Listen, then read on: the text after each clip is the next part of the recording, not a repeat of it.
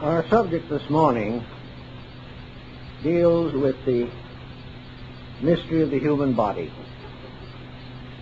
And I think it is probably proper, in a sense, to start with the beginning.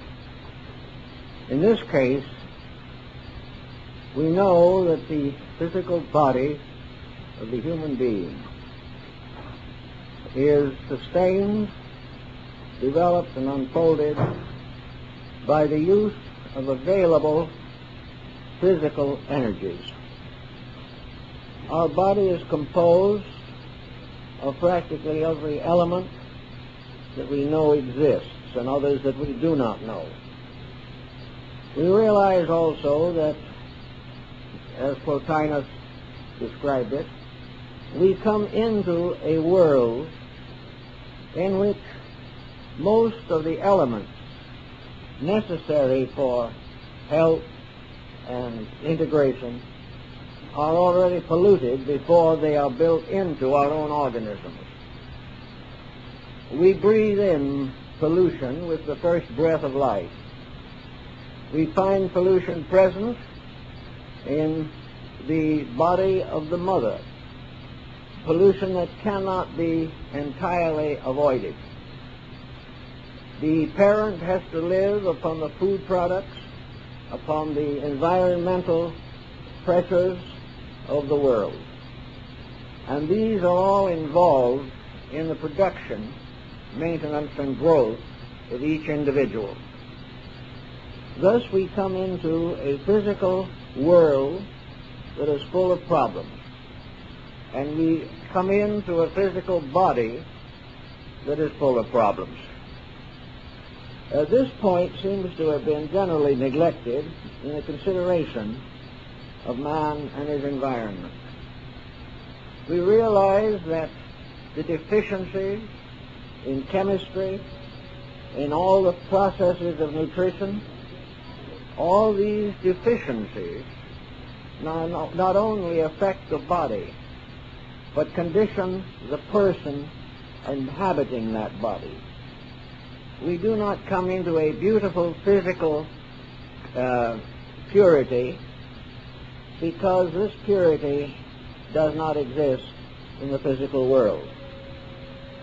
Thus, many temperamental problems, difficulties, which we find within ourselves are very largely due to the chemical imbalances of the elements with which the body is built.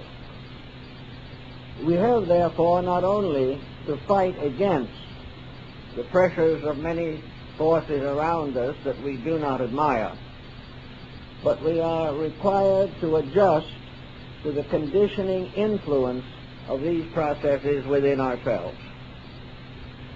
We cannot entirely separate our mortal existence from the mortality which surrounds us and actually inhabits us. To meet this situation, the modern thinking has developed a number of concepts of nutrition and has sought ways to overcome the most obvious and active pollutants. But by the time we grow up to the point of self-significance, before even the years of majority, we have already inhaled the problems of humanity. We have taken them into ourselves. And the nutrition that we depend upon, even the light of the sun, is not coming to us in its best possible form.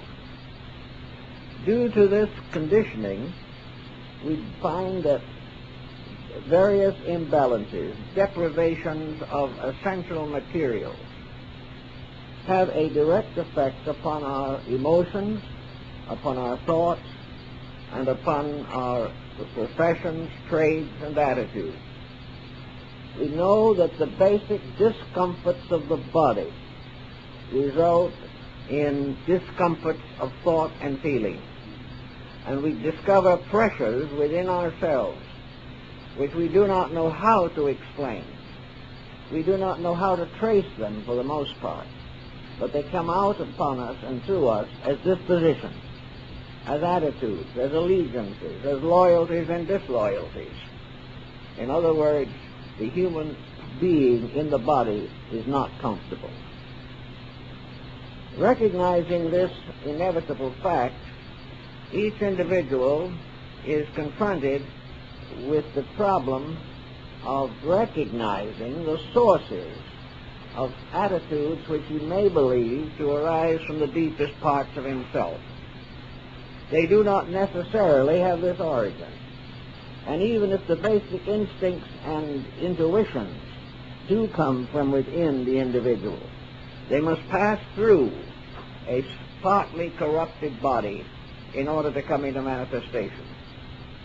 And as a result of this, the body itself is unable to provide an appropriate environment for consciousness or for the higher ideals of human nature.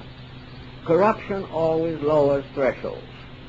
It always makes things less than they should be. It distorts. And in various departments of our living, this distortion is viewed as disposition, as temperament, as character. And we sort of feel that these distortions are the real self, and they are not. So getting in is not easy. Getting out is not easy. And being here is not easy. The individual makes every effort that he can, for the most part, well-intentioned, to adjust to the environment in which he finds himself. And very often this adjustment itself is nothing more than a compromise. The individual does the best he can considering the conditions in which he exists. And these conditions, unfortunately, are also operating inside of him. In addition to this type of problem, the body is exposed externally to a wide variety of pressures. There are certain forms of pollution which hit us from the outside as well as from the inside. Also, we realize that world psychological pressures, many of which originate in biology, are continuously afflicting the best parts of ourselves. They are continually preventing us from manifesting the reality that we would like to know and understand. The ancients, therefore, gave us the concept that the body is the living temple of the living God. Each human body is a sanctuary for a spiritual entity or reality. This body, this temple, has been in various ways corrupted. Jesus said that they had made the temple of God a place of merchandise. And he drove the merchants from the steps of the temple with a whip of small cords. More intelligently viewed, more carefully considered, this temple, which has become a place of merchandise, is also within ourselves. We have gradually lost the strength, the vitality, or the incentive to maintain properly this living temple. Most folks do not even bother to consider the body a temple. Our attitude towards our own physical structure is almost unbelievable. In the first place, to most individuals, the body is merely a servant of the purposes of the will, the mind, and the emotions. The body is merely a kind of animal which is supposed to draw wagons as horses did, which is supposed to be a faithful servant to the pressures that are forced against it. We have already discovered scientifically that the moods and attitudes of the individual have a very strong effect upon the body, but we have not fully realized the power of the body itself to affect the individual. We still take it for granted that we rule the body, that it will do what we order it to do. But between the difficulties in the physical structure itself and the difficulties in the mental and emotional complex which dominates the body, we have many reasons to understand why illness and suffering appear to be inevitable. There is no clear evidence or proof that nature itself wants man to suffer. Nature wants the individual to grow. Nature has provided an environment suitable for growth. And the human being has gradually, over a long period of time, compromised his principles, and in so doing has, in one way or another, adversely conditioned the world in which he lives. So here we are, as persons, inhabiting two environments: the larger environment of the world and the smaller environment of our own body. We realize also that it's very difficult to balance man's relationship to his own flesh. We have a great many health experts who are very much involved in the conditioning of the body. We know that we produce some of the world's finest athletes, and that all over the world the training of the body for athletic purposes is an acknowledged procedure. But in the training of the body, we have to get into another difficulty. We are apt to gradually create the concept that the body in itself is the most important of all things. We are inclined to compromise or even deny the growth of the person in the body in a very deep, powerful program of maintaining the physical form itself. Now, the physical body has laws. Everything in the universe is ruled by law. And the laws of the physical body are very simple, actually, although very difficult to enforce. The law is that the body is the instrument by means of which the individual is able to exist in this material world. Without the body, he is a vaporous abstraction.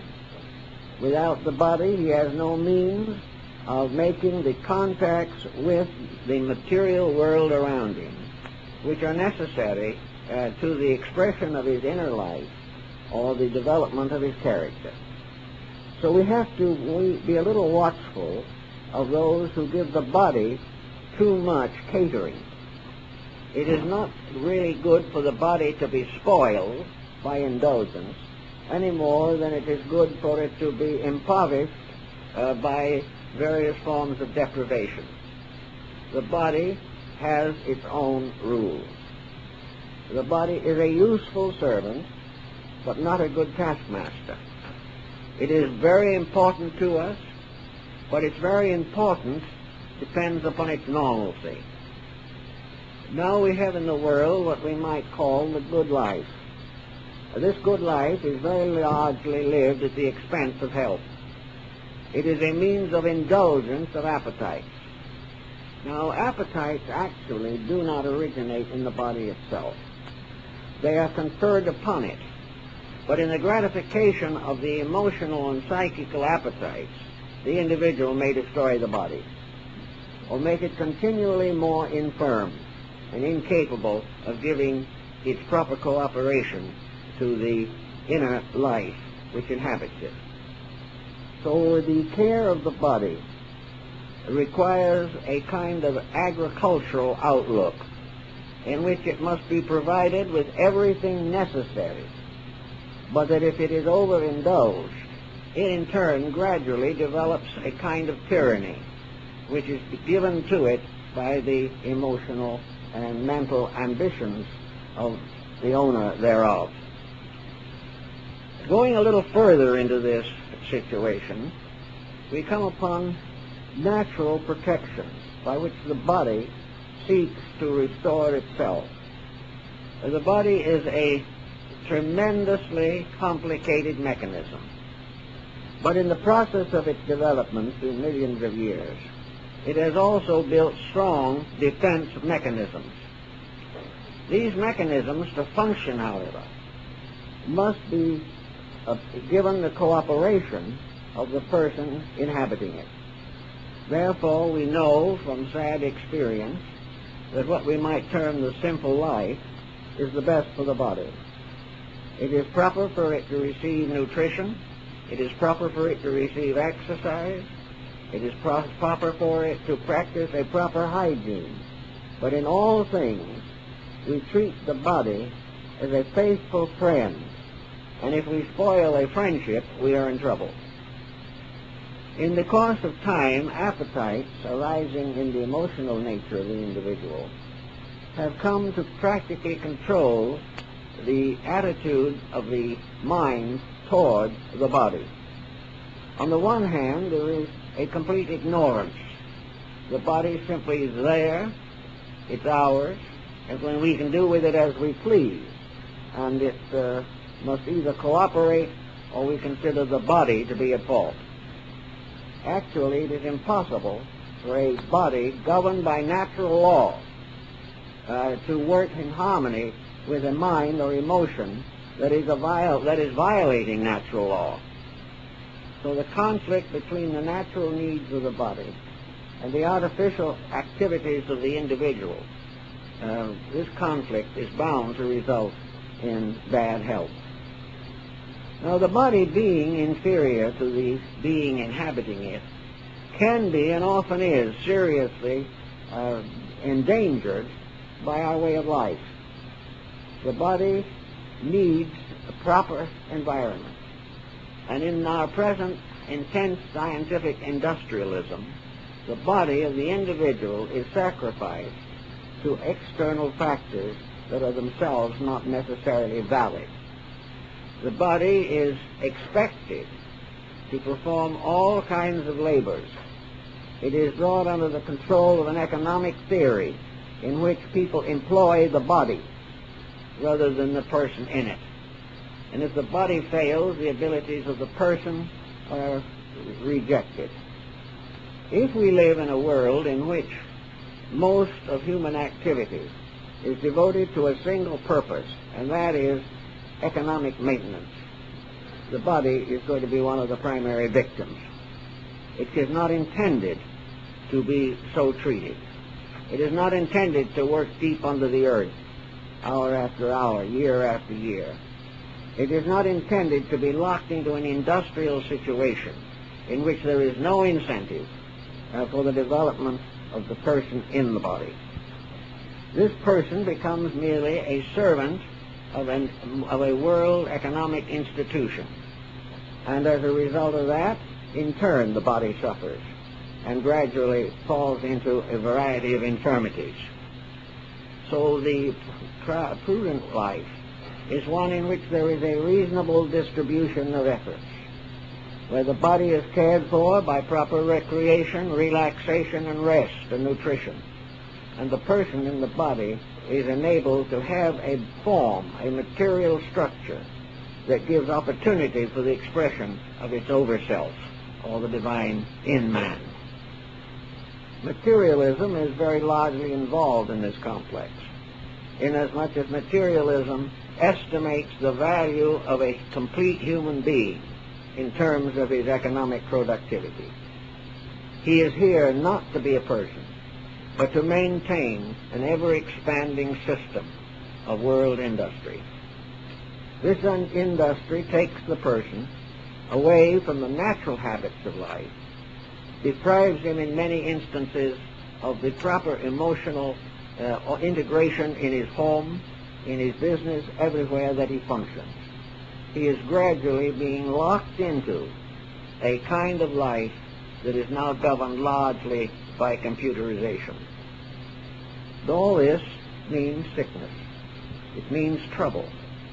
It means the fact that the individual has not recognized the true nature of his own construction. This body is his house. It is his duty to keep this house as best he can, to protect it, and to gradually realize that it is not his own house alone. It is the house of his God. It is the house of the divine power which manifests through him. To keep this house is therefore not merely a physical responsibility, it is a spiritual responsibility. Because if it is allowed to fall into disorder, that part of man which is the important part, the governing part, the part which is tied to the universe and tied to the divine plan of things, its forbidden natural expression. The body captured into one of these unfortunate patterns nearly always gives us warnings of approaching evil. It tells us by our own reactions that something is amiss. We discover it when we find our disposition falls apart.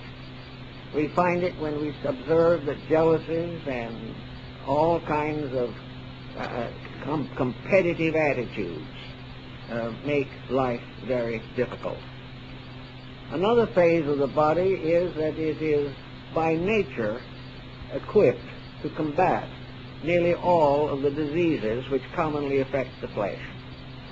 The body has its own protective mechanism, but if this mechanism is disarranged or the various processes of the body are corrupted, it is no longer able to meet the need and challenge of external situations. We realize, for example, that the body can protect us from most diseases that come from parasites, bacteria, germs, and things of this nature. It is constantly throwing off from itself what has been called an invisible atmosphere. This is a sort of aura, and it is a defense against the intrusion of physical destructive factors. This defense will very often enable the individual to protect his health, to guard his life, and to avoid the contagions and infections which are all too prevalent. But in order to do this, we must recognize an analogy. Most persons who are not well organized psychologically are more open to sickness than those who are better integrated.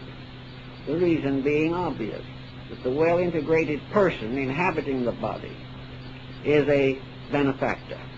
It helps the body to maintain its own proper functions.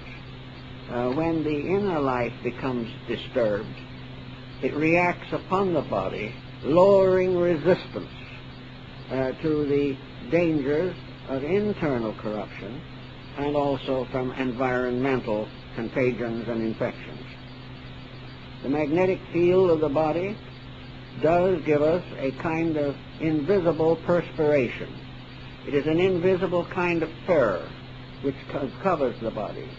And the hair on the body is more or less merely a crystallization around this type of energy, which corresponds in nature around us with the vegetable kingdom. By keeping the magnetic field fairly well adjusted, the individual, therefore, will protect himself against the diseases arising in his own mind and the ailments that come to him from the outside. We have various means of combating various ailments, but we have also developed a very pernicious situation which will have to be faced ultimately by every thoughtful person, and that is the failure of the theory in medicine of protecting health. We are working more to find ways to remedy our own mistakes, but we are not being much instructed on how to prevent these mistakes. We may get a nutritionist who will help us to balance the body, but this same balance of the body may not touch into the inner causes of deterioration, because an unhealthy mind, even in a healthy body, will ultimately destroy health. We are also trying to remove the symptoms of our own indiscretions. We are developing an elaborate pharmacology which is dedicated largely to obscuring mistakes. We are trying to neglect or kill out the body's natural means of bringing problems to the attention of the mind. We are, therefore, of the opinion in general that if we can abolish the symptom, that we have cured the ailment. This is not true and never can be. And many of the medications that we use are actually destructive of the body and its own natural resources. So we have covered a mistake, a basic mistake, by finding artificial remedies to obscure the truth. And we feel that if we have obscured the truth, all is well. We are now in the midst of a more or less obvious medical revolution in which the study of these dangerous drugs is coming into the foreground. We are trying to use drugs as a substitute for right conduct, and there's just no way in which this can be accomplished. If we allow the respiring and developing resources of the body to work as they should, we will not find it necessary, except in a great emergency, to come to its assistance, if we are able to do things well. One of the basic theories in osteopathy was that really all physical ailments are due to obstruction. Some process of the body has been prevented from expressing itself in a normal way. As a result of that, the body forces or rushes to the aid of the situation many resources of its own. But these resources, if they are abused, and if the condition does not come to the conscious attention of the owner of the body, will very often result in a congestion in which function is disarranged. Until this congestion is broken up, the normal processes of the body cannot be restored. Now, as we go a little further into the subject, we realize that the Kabbalists of old and other mystic groups have recognized that the body is the microcosm of the universe. The body is a miniature of all things. And strange as it may seem, the bodies of very primitive creatures, from trilobites on up and down, these bodies are all actually miniatures of a universal pattern.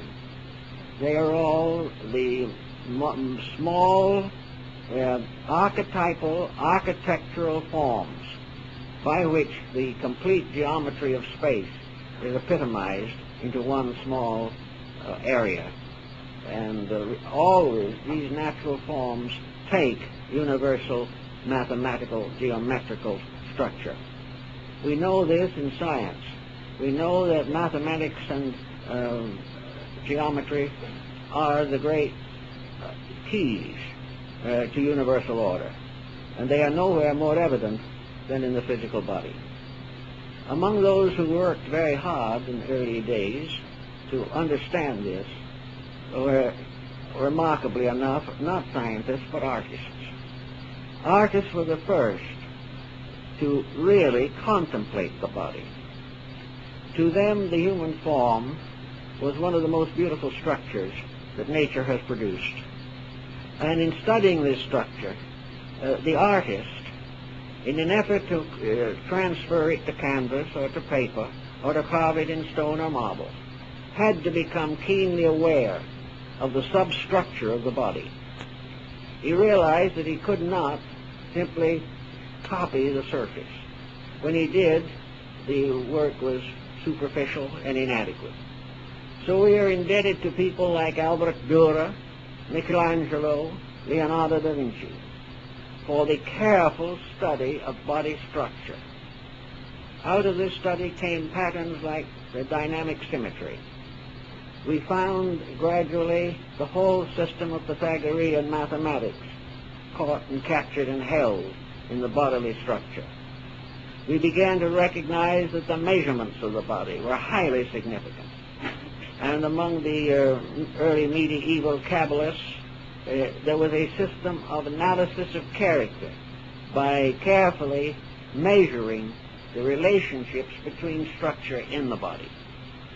It was also observed that stress and all these factors, strain, all were involved in body protective mechanisms. We learned architectural principles of stress from the structure of the body and the muscles. everything that we really have on the outside of us is simply a broadening and generalizing of the structure within us. And most of all, there was a wisdom in it. And that wisdom was that the natural procedures of nature in bringing formal structures into manifestation, these procedures were one of man's most available sources of instruction, by means of which he might learn of all things by becoming aware of a few things in their action upon each other.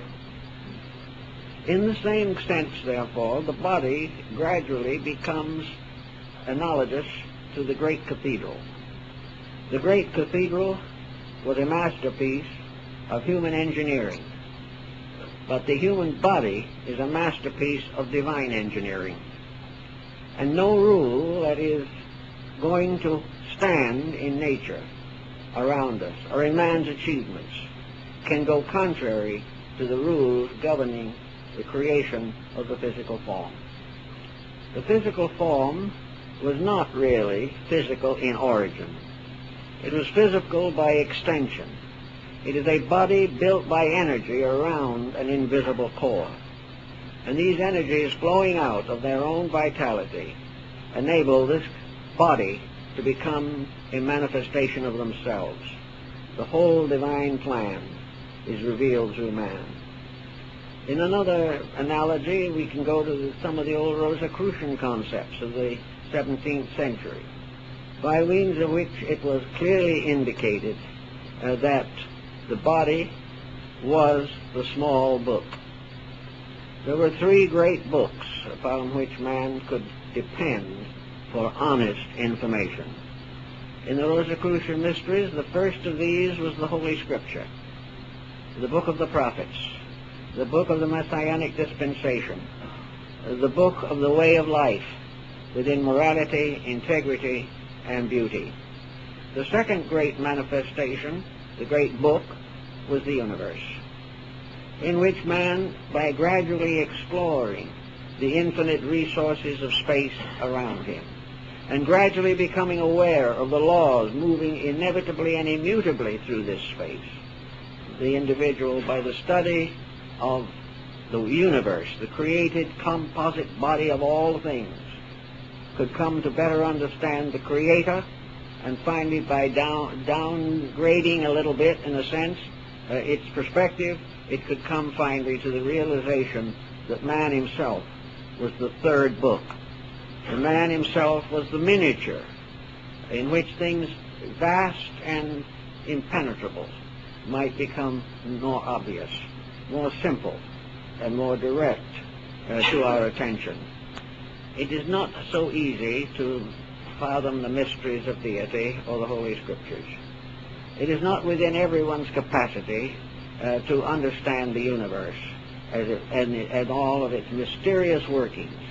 But when these things are brought together in a little model, a miniature of the whole, they are available to us every day, in every walk of life. They are closer to us than any physical relationship that can exist, because they are part of ourselves. And by exploring the little universe ourselves, we not only become more aware of the greater universe, but we also become aware that this great universe is also within us, that all of the great principles of truth, all of the great wisdom of the ages, all of the great spiritual revelations are brought downward in a mysterious way and locked within the body of the human being. It is difficult to understand some of these mysteries, but they have been worked on rather conscientiously and reverently for very long periods of time. Now, as we enter a little closer to the body and begin to study its structure, we know that the body exists for one purpose only, and that is to reveal that which is within it. That the body exists to provide an appropriate instrument for the measurements and for the manifestations of the human soul. Thus, the body has to have a formal structure suitable to meet the same needs that the universe had when it came forth out of the pre-existent condition of things. The body, therefore, has to be more than a mass of matter. It has to be more than a mere machine. It has to become a means for the expression of that which is within it. And in order to do this, the same processes were necessary as those which brought forth the larger universe. The universe consists of energies moving through organization. And we know that the great cosmological systems of antiquity were really symbolical of the anatomy and physiology of man. Many ancient religions, including those of India and China, based much of their philosophy upon the human body. They did not call it that directly, but they compared various parts of the human body with universal procedures and found that the analogies were accurate and inevitable and true. Under these conditions, what do we find? Primarily, that the body is divisible into systems or parts. These systems or parts are all of them created to make possible the compound function of man. The first thing we realize is that the human being as a body is a commonwealth. We also realize that this body is the most magnificent example of cooperation that exists to our knowledge and understanding. There is cooperation in the parts of the body that we have never been able to find in human society. This cooperation means that all parts are working together for the common good. This is something that we know is necessary, but we have never been able to take this great truth and expand it into our collective existence. We realize that in the body, nothing is indispensable. We realize that within the body, all sections, parts, elements, and degrees of bodily existence are in a magnificent, homogeneous pattern, that they are working together forever, and that a discord is artificial to them and is not natural to them. The body, then, represents, in a sense, humanity. It gives us an understanding of the relationship of parts to the whole. Within the body of man, there are more separate living entities than there are creatures upon the surface of the earth. Not only does this involve human beings, but every form of life that exists. Within the human body, there is a far greater assembly of life than to be found anywhere else. But because these units are so small that we cannot see them, because they sometimes are born and die within a few hours, because they are so completely involved in the structures which they nourish and sustain, we simply lose sight of the fact that we are not one being alone, but that the human body is a field of evolution from millions and billions of living things. Everyone, therefore, has his own kingdom.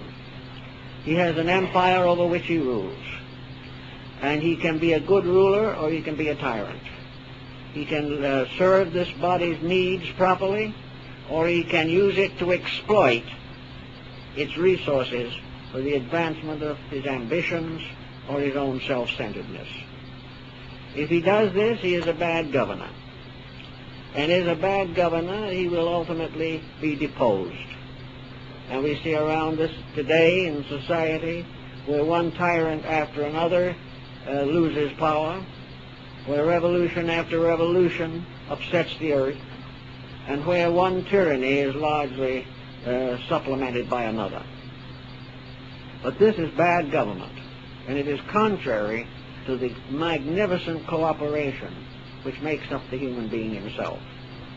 It tells us beyond doubt that we must live together in peace, or the common body will perish, and that any disturbance which is neglected, any misunderstanding or misinterpretation which is allowed to continue, will produce within the body the same anarchy that it produces politically in society.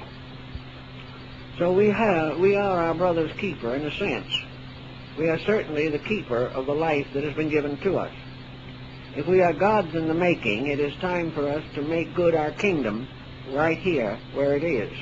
And that begins by the proper understanding of what constitutes normal, proper relationship between governing and governed. Now, the governing in man is not perfect either. We are all growing and unfolding creatures. We are releasing little by little the divine potential which is within us. We may not always be able to be the wisest of governors, but we do have the responsibility to make a good try.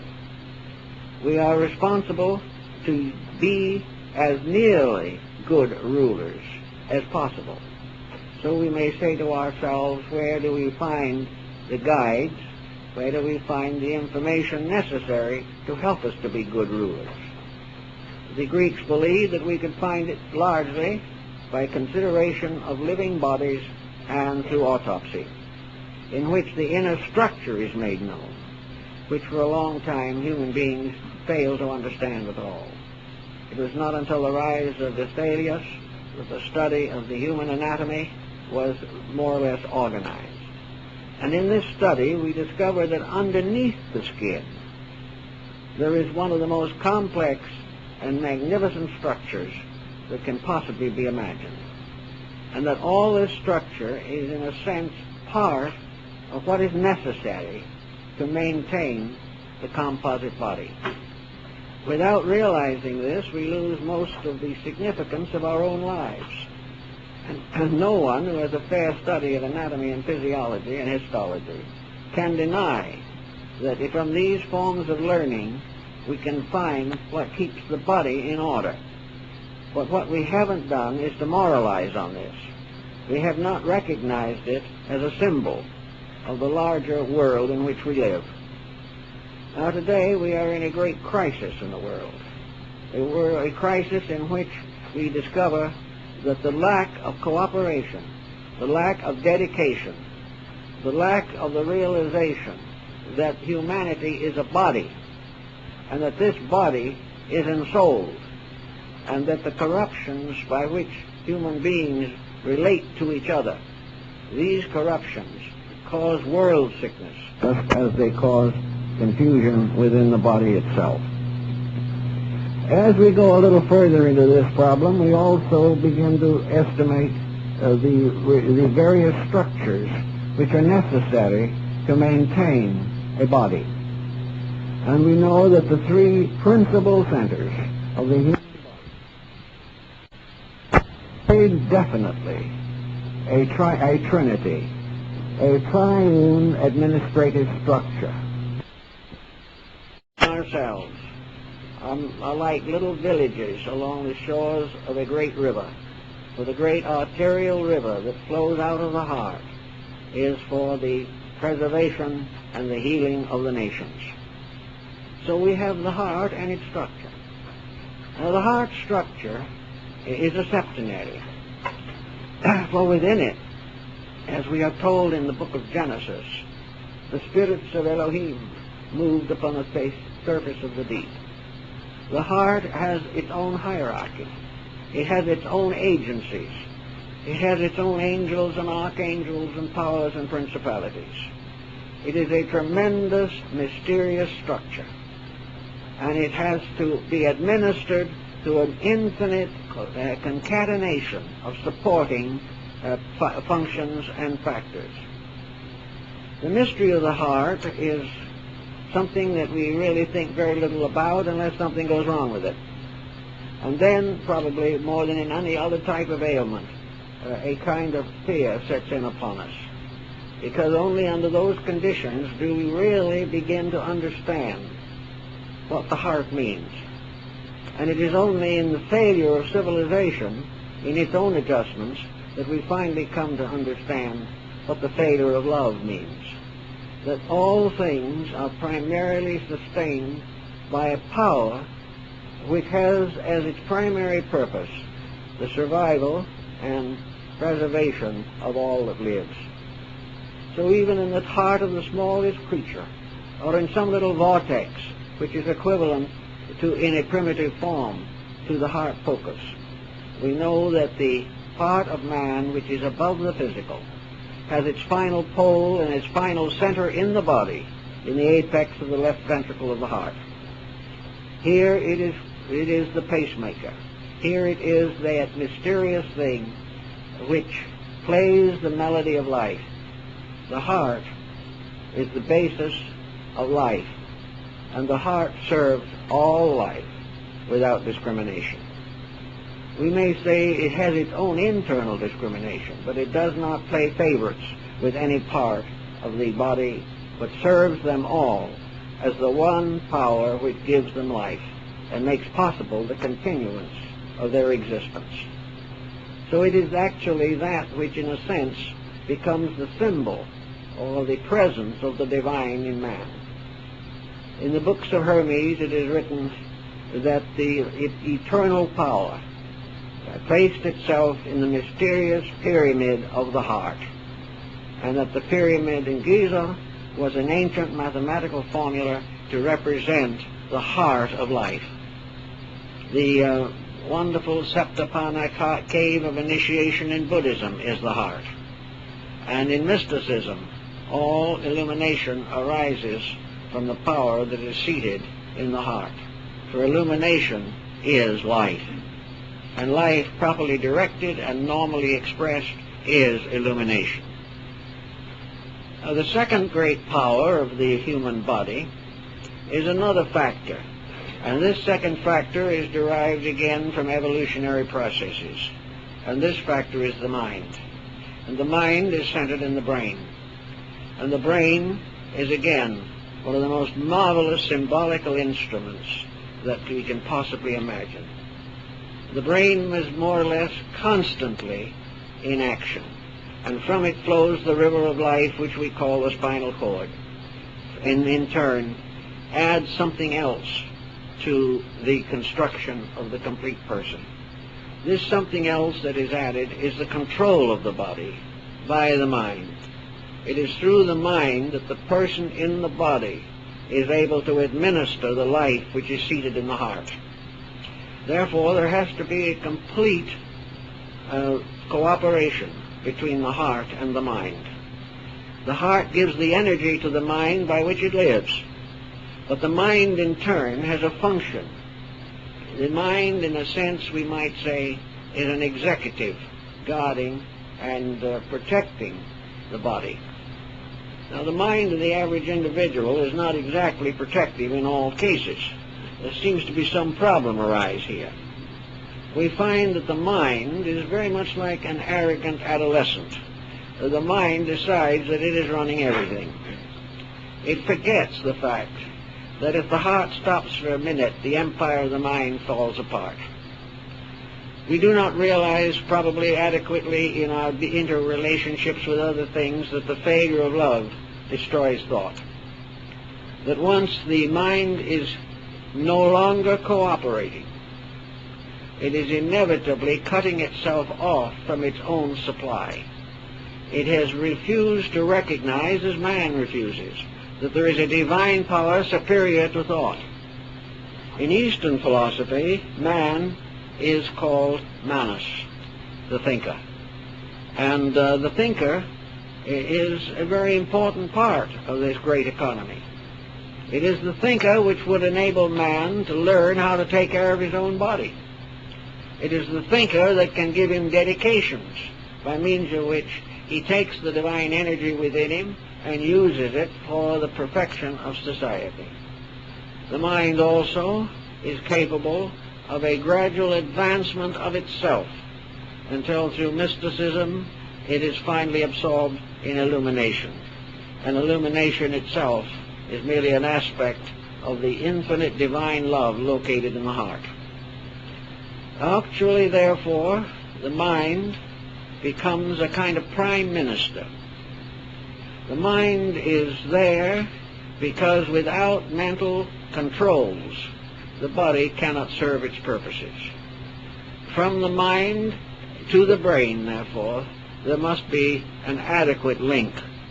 And this link is found by the study of the internal structure of the brain, where its ventricles, the ductless glands that are located there, and many other phases of development reveal the true mystery of the mind itself.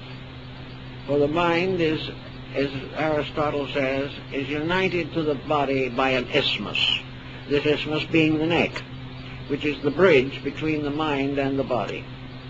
And in the mind itself, there is the seat of what might be termed the initiate government. It is located as a servant of the heart. It is there to make certain that the life of the heart is interpreted into the integrity of the brain. The brain, of course, is only the shadow of the heart, of the mind, but it is a very important thing. Its various parts, its convolutions, and its ventricles, and all of the various faculty centers that are located there, gradually reveals to us the complete control which the mind can exercise over bodily function. But in order to do this, the mind itself and its body, the brain, by which we recognize the mind, must be understood. The purpose of the mind is not to create its own empire. But when a dictator in the individual, his own ego, decides to use the intellectual equipment merely to the advancement of his own purposes, he betrays its real purpose and betrays the body of which it is a part. So that the properly conditioned mind is the gentle and kindly and humble servant of life itself, and not a little tyrant or despot set up to enable one individual to be richer than another. We have the mind coming through the brain, and that part of the mind which is functioning in the material world is brain-centered, and from that must come wisdom. And wisdom is the power of the brain to interpret the life of the heart, to make sure that all things are fulfilled according to the law.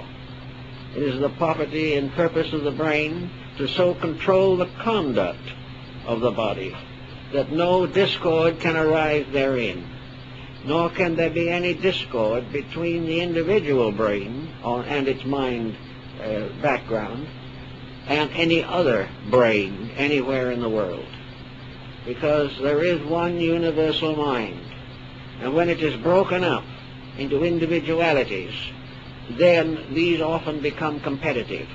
But there is no more competition actually possible than it is possible for the brain itself to go against the dictates of the heart.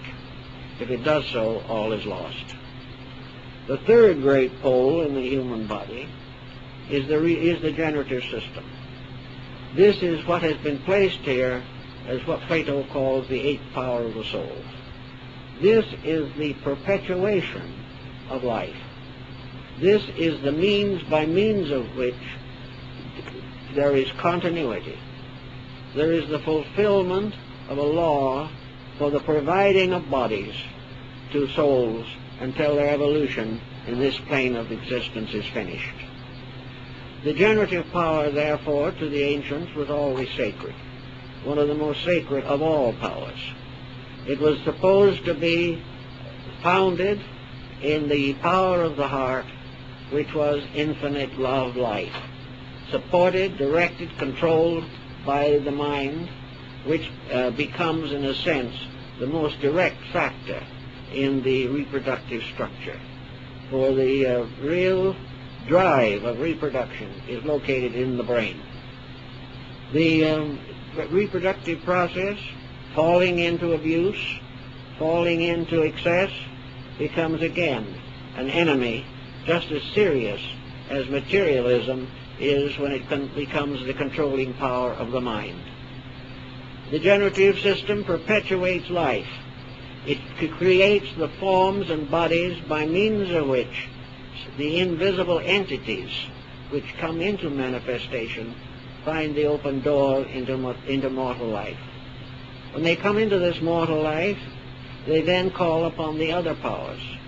because the mind as father and the heart as mother must, not only in the case of the world, but in the case of the individual, must recognize a moral responsibility to life itself. We know all too well that the gradual decline of moral ethics is a tragedy, not only to world peace, world insights, world understanding, but to the healthy perpetuation of the race to which we belong. This type of problem reveals, therefore, in the human body a triune deity, the Father, Son, and Holy Ghost, a power of wisdom, strength, and beauty, a power to create, a power to rule and wisely govern that which is created, and a power to constantly improve the quality of creation. All these things are part of man's own structure. They're not something that was written in clouds on the sky or something. They are the daily experience of people. And in the presence of this, there seems to be a very great need for deeper understanding. Now, when we come to find that the body must be taken care of, and that these triune powers must have their own centers of function and must direct the manifestation of life, we then have the vital organs, which are distributed throughout the body. And perhaps one of the most important factors in this aspect of the subject is the process of nutrition. For all the parts of man's digestive and assimilative and excretory systems are parts of alchemy. Well, ultimately, we are going to find that alchemy and Kabbalah and all of these different phases of learning are merely symbolical of actual processes occurring within the human body. When we begin to appreciate this, we will have a new reason for the researching of these interesting and really very important fields. They are there to tell us a story. They are there to help us to understand something. In the process of nourishing the body, various elements combine. Some of these work through the magnetic field, such as the influence of planets and stars. Some work through the elementary atmosphere, the four elements of the ancients, and these produce certain elementary and elementary processes. Then we come down to the simple physical body of food. What is food? Food is life. And food is one great nutritional principle. When we take into our bodies various foods, they simply do not rush to one part of the body or another and set up abodes there. We don't have asparagus in one place and turnips in another. All of these food factors are passed through an alchemical transformation. The human system, particularly the digestive system, takes these faculties, takes these facilities, breaks them down to their essences, and in an essential form of life, then distributes them. So that we are not living off of cheese or macaroni. We are living off of a life principle that is present in all forms of nutritive material. All of this material is taken in, loses its own identity, and is transformed into a common substance that can be handled by the body. This is the most extraordinary form of alchemy that exists.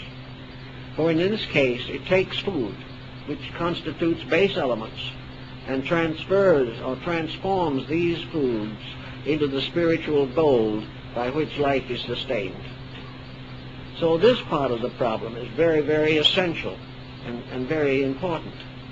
But it is necessary to part of the great economy of things. There are old diagrams in which the intestinal tract is corresponded to the mysterious underworlds of Dante's Inferno and Milton's Paradise Lost. This system of assimilation and finally the excretion of impurities comes in a sense under a purgatorial function.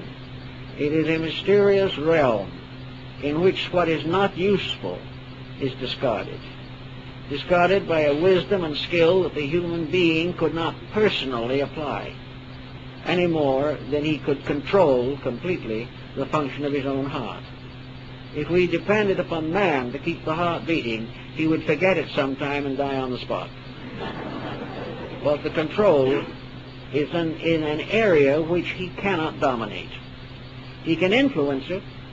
He can influence it for better and for worse. He can discipline it in certain mystical exercises. He can change its beat, rate, but if he does so without great skill, he may disorganize the entire structure, because that which abides in the heart is wiser than can be given to it by the mind. So we also then come into other areas of which it is important to take consideration. The ancients were particularly influenced by the shape of man, and usually represented this form either in a cross or in a five-pointed star. The five-pointed star is the form we find most commonly shown in old Pythagorean researches. It represents the body with its five major points: the head, the two arms, and the two legs. This form was the basis of most of the cathedrals of Europe. And of course the cruciform, standing person with feet together and arms spread out, became the cross. And in the center of the cross was always the symbol of life itself. And in the cruciform temple, the altar is in the place where the heart is. For it is at the altar that the Eternal speaks through the oracles of wisdom. So the shape of the body became quite important. And it was also more or less considered very essential that the individual recognize the need for the complete cooperation of the two sides of his own body. These two sides, the right and the left, are known to the ancients and were studied and symbolically considered. And it was assumed that the right side of the body was for defense and the left side for protection. The ancient Roman legionnaire carried his spear in the right hand and held his shield against the body with the left. We find discussions of this particular point in the Kabbalah, where the virtues, values, and problems involving the right and the left are very clearly set out. We also find them perpetuated in heraldry, where the 2 points or areas are of the greatest importance. Now, the problem of the hands, for example, or the feet, has to do with the manifestation of the individual in the daily activities and concerns of life. And it is obvious that we would be in very serious difficulty if any kind of political competition arose between these members. If we had a foot that was going in one direction and another foot that was going in the opposite direction, general progress would be hopelessly prevented. If we have two hands and one hand wishes to do one thing and the opposite hand wishes to do something else, which is incompatible or in contrary, we are in trouble. If we use the hands to knock someone down or to injure, this is a perversion of power. If we use the hands as a form of communication, as in the case of the deaf, they become very important means of carrying on a progress of some type of essential learning. The hands have many uses. Each finger has its own meaning. The feet have many uses and purposes. The lines of the hands have been the subject of a great deal of study, and in many instances it is obvious that they are very, very important. The problem, therefore, is that we have hands and feet, and these hands and feet have to work together. And in our material environment, hands and feet are symbolized by the machinery of productivity. The things that we have to do, the survival of the physical body in the presence of danger, transforms the hands and feet into legionnaires. They become the defenders of man. They become also the means for the expansion of his knowledge in many ways. And properly trained, they become magnificent instruments of the arts. And where they are there to guide us skillfully and physically through the problems of life, they have their part, and they are under mental control. Where, however, they give us great music, great art, wonderful appreciations for things, give us the opportunity to reveal from within ourselves something of the beauty that is there, then they are directly under the influence of the heart. And it is beauty, finally, that must redeem the rest. So we have in the body all kinds of interesting and more or less remarkable lessons. We find all types of processes, stress processes, mending processes, the constant replenishment of the body, the fact that it is one body, but that the life within it is manifold. And the individual, it has been said, and probably quite correctly, that by the end of a 7-year period, every cell in the human body has been changed. In the course of 100 years, every embodiment of man in the world is changed completely. Therefore, the continuity of the body depends upon the constant perpetuation of the life centers within it.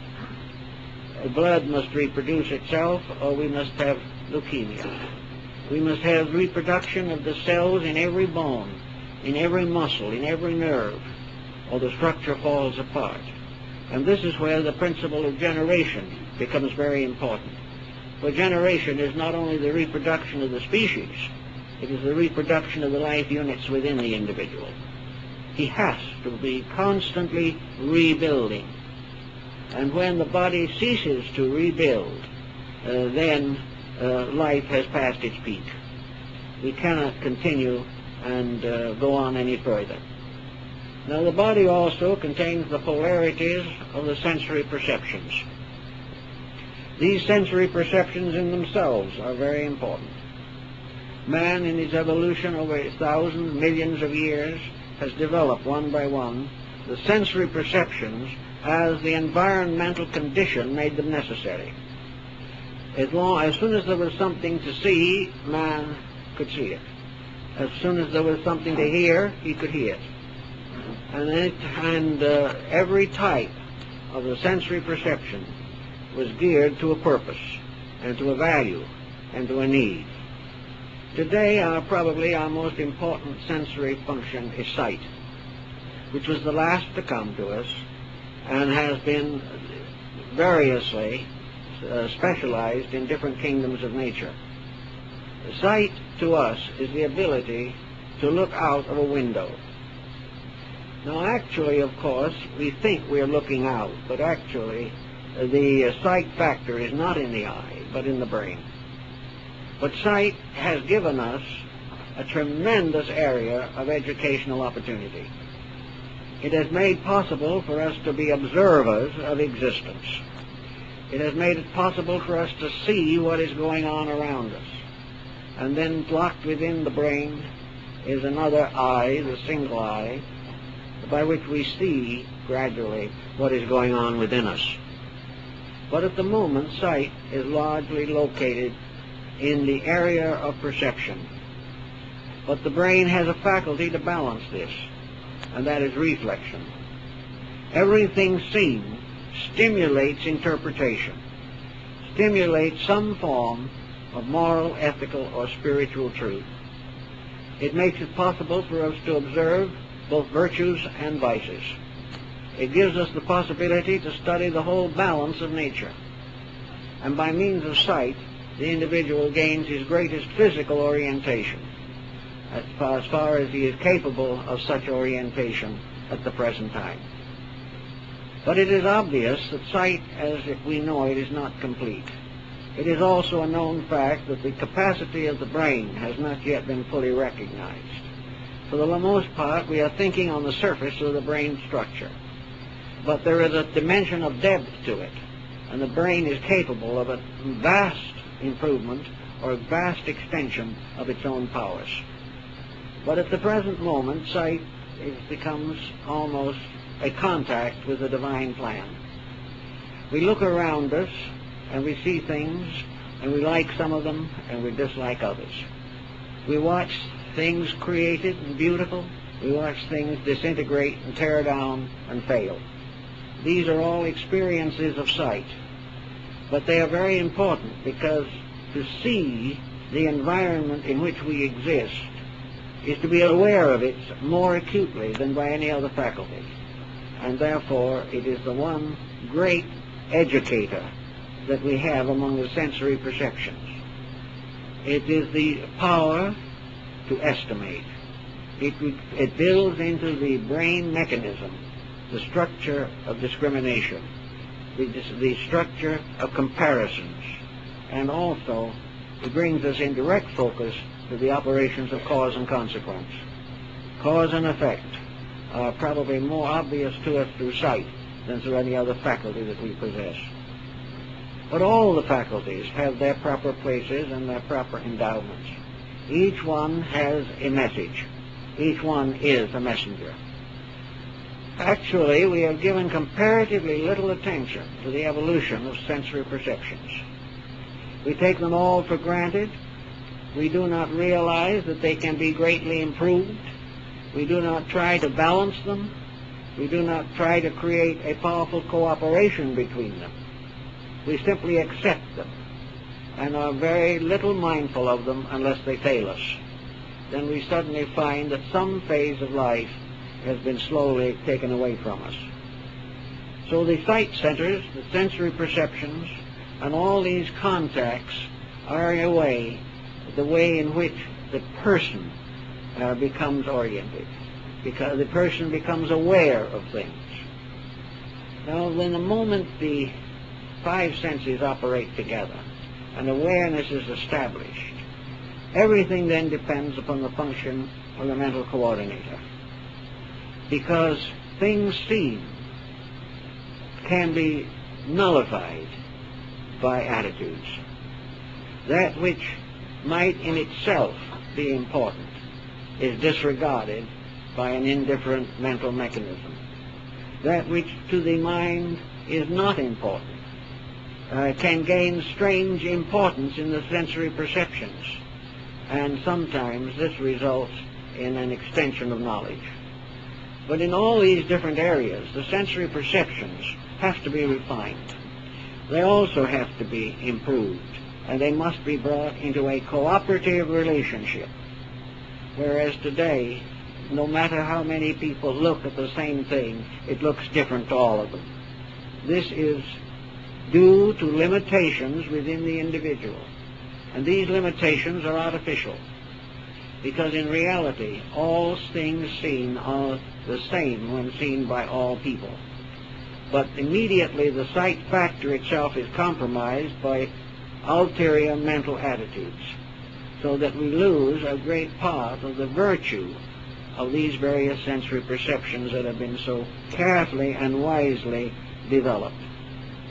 The body, therefore, does manifest through sensory function, and through this function gains a new and more complete perspective upon the circumstances under which the body is going to subsist for a time.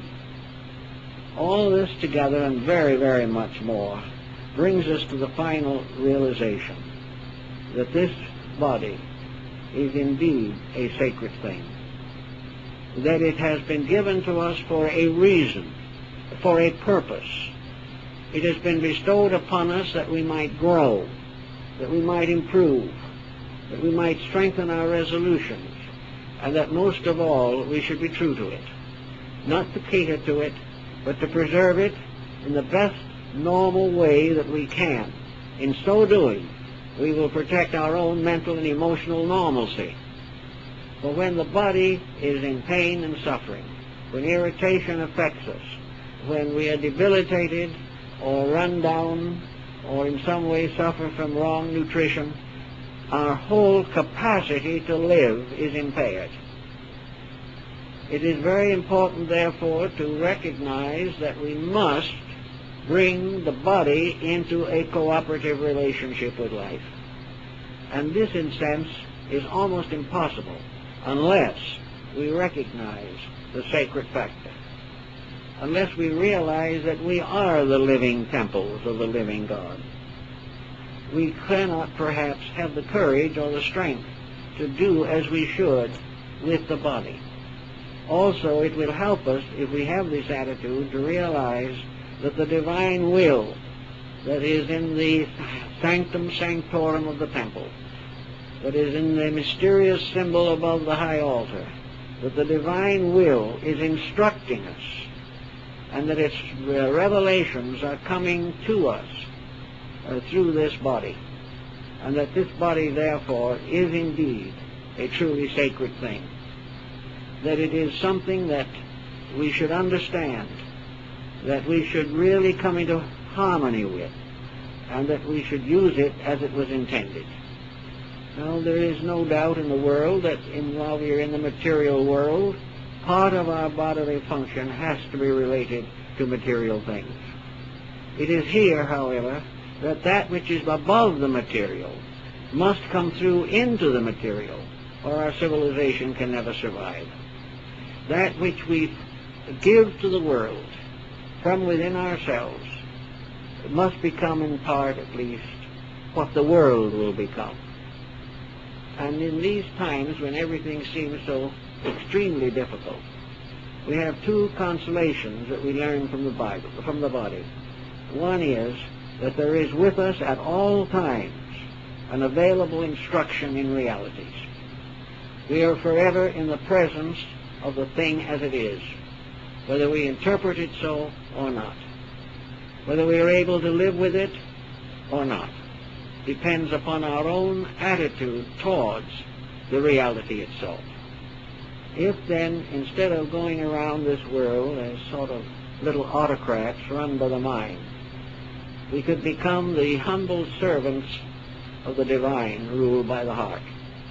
If we can humble ourselves and accept the leadership of reality, most of our problems will be solved. If we obey the simple commandments of integrity, if we truly learn to love one another, if we truly can take the various pressures and emotions of life and sublimate them into kindness, compassion, and can get over the idea of separateness and realize that one life ensouls us all, gradually we can build into our own lives a blessedness greater than we have known before. We also will find a purpose of our lives. We will find that no external circumstance can destroy that purpose so long as it is alive in our hearts. As long as the individual keeps the faith will keep him. But when he wanders away and uses all of these functions and faculties, and the body itself, merely to advance some small personal ambitions of his own, the real purpose of life is lost. The reason for our being here is lost.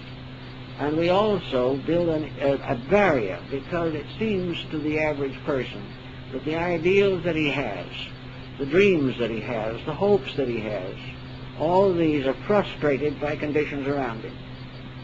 This is not actually true. As long as the heart beats within the individual, he can be true to the realities of life. It is that which gives him life, and not his bank account or his stock holdings. That mysterious little point in the heart is the reason why he lives.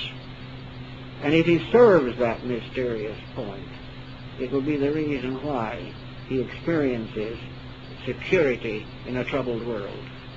And as he experiences this, he will receive within it the final law which we have to find ways to enforce or to apply.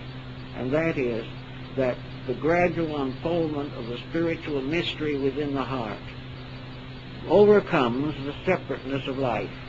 And we realize there is only one heart, and that heart is the heart of the divine.